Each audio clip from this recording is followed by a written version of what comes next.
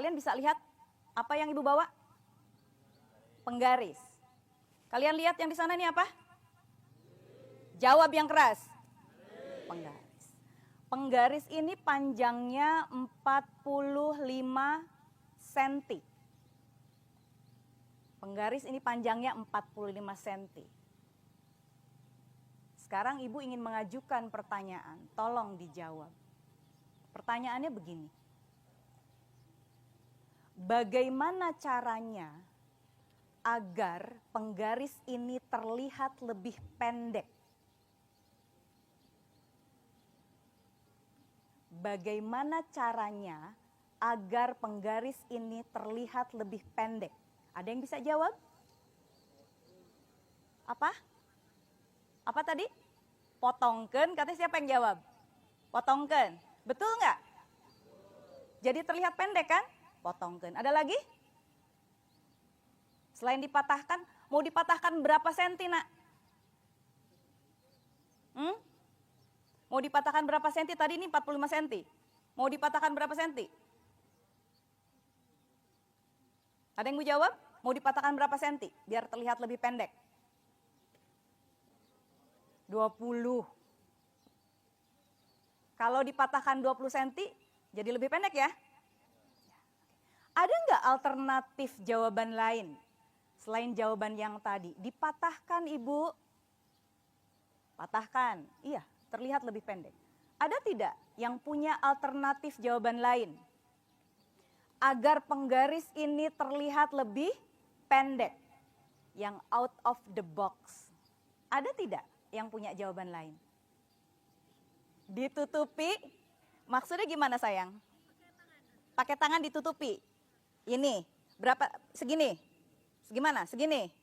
Oke, ditutup ya. Jadi yang dilihat yang ini. Yang tidak tertutup. Oke. Hampir sama nggak? Dipotong, ditutupi. Betul? Terlihat lebih pendek? Ada lagi nggak jawaban yang lain? Dilihat dari jauh. Oh, kalau dari dekat 45, kalau dari jauh berubah. Out of the box. Ya. Jawaban yang A bisa dipotong, bisa ditutupi, bisa dilipat. Tapi kalau bahan begini dilipat ya patah ya. Yang kedua, jawaban yang kedua adalah kita bisa mengambil penggaris yang lebih panjang. Kelihatan lebih pendek dong dia, betul tidak? Kalau kita membawa penggaris yang lebih panjang, maka penggaris yang ini akan menjadi lebih pendek. Bawalah yang 100 cm misalnya. Oke. Jadi ada dua jawaban. Ketika ada pertanyaan, bagaimana agar penggaris ini bisa terlihat lebih pendek? Ingat, terlihat lebih pendek. Yang A jawabannya dipatahkan Ibu, ditutup Ibu. Yang B jawabannya adalah bawalah penggaris yang lebih panjang, maka ini akan terlihat lebih pendek. Oke, kaitannya dengan validasi. Menurut Abraham Maslow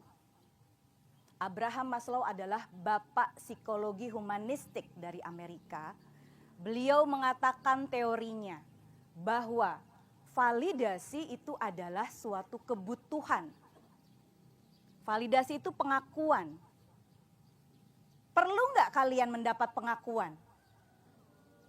Perlu tidak? Ada orang yang nggak ingin diakui? Ada. Nggak enak dong tidak diakui, betul tidak? Ya.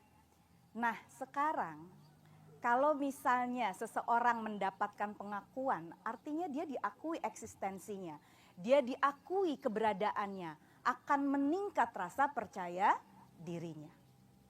Apa hubungannya dengan tadi pertanyaan terhadap penggaris? Kita lihat, analogikan jawaban yang A. Ada dua jawaban. Seseorang yang ingin mendapatkan pengakuan, dia bisa menunjukkannya melalui apa? Prestasi, betul? Dia bisa menunjukkan kehebatannya, dia bisa menunjukkan kebisaannya, dia bisa menunjukkan keahliannya. ada dua cara.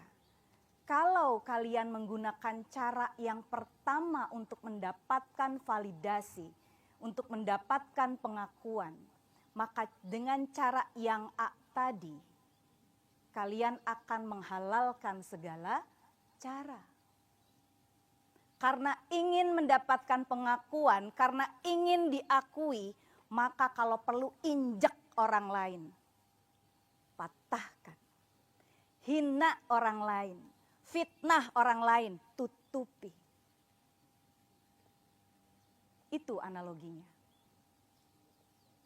Itu kalau kalian mengambil cara yang pertama. Jadi cara kita untuk mendapatkan pengakuan bisa dengan dua cara. Satu, dengan cara yang A tadi. Patahkan ibu. Injak orang lain, fitnah orang lain, hina orang lain. Agar namanya menjadi lebih baik, terlihat lebih baik di mata orang lain. Jangan mau deketin orang itu. Karena dia begini, difitnahlah, dihinalah. Ih, kamu gak cantik ya, kamu jelek ya, kamu hitam ya, kamu bodoh ya. Agar dia terlihat lebih baik. Karena dia butuh pengakuan dari orang lain. Beda dengan cara yang B. Yang tadi apa yang B? Dengan mengambil penggaris yang lebih panjang. Cara yang B dilakukan dengan cara apa? Dia tidak fokus ke orang lain. Tapi dia fokus terhadap dirinya sendiri. Bagaimana dia bisa diakui orang lain dengan cara apa? Dengan cara dia menunjukkan prestasinya. Dia kerja keras sehingga tidak perlu menghina orang lain. Tidak perlu mematikan potensi orang lain. Tidak perlu memfitnah. Tidak perlu mengejek. Karena dengan tidak melakukan itu dia percaya dengan dirinya dia punya kemampuan. Bisa dipahami? Ya. Jadi ada dua cara untuk mendapatkan validasi. Mana yang lebih sehat? Cara A atau cara B? Mana yang akan kalian pilih? Cara A atau cara B? Untuk mendapatkan validasi yang sehat. Jadilah anak-anak yang tahu bagaimana fokus terhadap dirinya sendiri. Ya, jangan sibuk urusin orang lain. Jangan sibuk urusin yang namanya, ini loh dia tuh begitu, ini loh dia tuh salahnya begitu. Sibuk ngomongin orang lain. Sampai dia lupa dia punya prestasi apa. Gunakan cara yang sehat, yaitu cara yang B. Dengan fokus terhadap ini yang saya mampu, ini yang saya bisa. Sehingga ketika kalian mendapatkan pengakuan, itu pengakuan yang real. Bukan pengakuan yang abal-abal. Karena orang akan semakin sadar ketika kalian menyebarkan fitnah hanya karena ingin diakui. Ketika kita sibuk dengan menjelek-jelekan orang lain, suatu saat yang namanya bangkai busuk itu pasti akan tercium. Betul? Orang juga akan sadar. Dan Tuhan juga akan tahu.